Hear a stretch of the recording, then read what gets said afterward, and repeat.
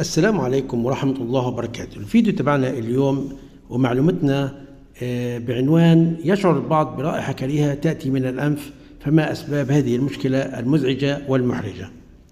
الأسباب الشائعة للشعور برائحة الأنف الكريهة: 1. بعض الأطعمة والمشروبات.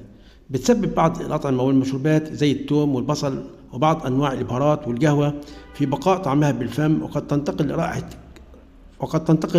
رائحة كريهة للأنف بعد تناول هذه النوعية من الأطعمة والمشروبات. 2. مشكلات الأسنان. بتسبب مشكلات الأسنان زي التسوس وأمراض اللثة في تكون البكتيريا داخل الفم، مما يتسبب في حدوث رائحة كريهة بداخله، وقد تنتقل هذه الرائحة من الفم إلى الحلق ثم إلى الجيوب الأنفية، وبالتالي الشعور برائحة كريهة بالأنف. 3. الهلوسة الشمية وخطر الشم.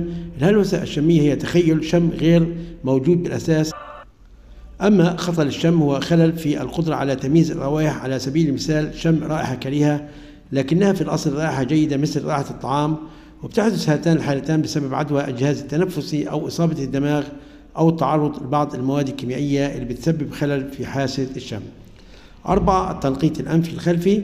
يحدث التنقيط الأنفي الخلفي نتيجة تراكم مخاط الأنف اللي قد يصل للحلق. تحدث هذه الحالة نتيجة عدة أسباب زي نزلات البرد والإنفلونزا أو التهاب الجيوب الأنفية أو الحساسية أو الربو أو الجو البارد، وفي بعض الأحيان بتسبب هذه الحالة رائحة مخاط الأنف الكريهة. 5.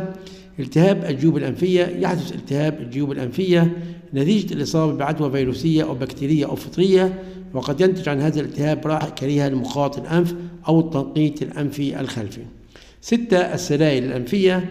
السلائل الأنفية هي أورام أنفية حميدة بتنمو داخل تجاويف الجيوب الأنفية، وقد تظهر نتيجة التهاب الجيوب الأنفية الحاد. أما نتيجة التهاب الجيوب الأنفية الحاد أو الحساسية، وبتسبب السلائل الأنفية كبيرة الحجم في إعاقة مجرى الهواء وحدوث مشاكل أخرى زي احتقان الأنف أو زيادة التهاب الجيوب الأنفية وإصابتها بالعدوى. بترتب على احتقان وعدوى الجيوب الأنفية التنقيط الأنفي الخلفي اللي بيسبب رائحة كريهة بالأنف، وقد تسبب السلائل الأنفية أيضا في الإصابة بخطر الشم. 7. التدخين واستخدام التبغ. يؤدي التدخين واستخدام التبغ إلى حدوث مشكلات بالأسنان واللثة اللي بتسبب رائحة كريهة بالفم والتي قد تنتقل للأنف. أسباب أخرى زي مرضى الكلى والكبد وحصى اللوزتين ومشكلات الجهاز الهضمي مثل ارتجاع المريء واستخدام نوعية معينة من الأدوية مثل مضادات الهستامين وبعض أنواع المضادات الحيوية. يعتمد العلاج على سبب الرائحة الكريهة بالأنف، وهناك عدة من النصائح اللي بتساعد على الوقاية من الشعور برائحة كريهة بالأنف، وهي الاهتمام بنظافة الفم من خلال تفريش الأسنان واستخدام خيط الأسنان، استخدام بخاخات المحلول الملحي لتنظيف الأنف، استخدام أجهزة ترطيب الهواء، الحرص على ترطيب الجسم باستمرار، تجنب التعرض لمسببات حساسية الأنف مثل التبغ.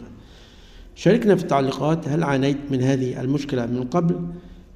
هذا هو موضوعنا القصير لهذا اليوم. أتمنى تكونوا استفدتم من هذه المعلومة، والسلام عليكم ورحمة الله وبركاته.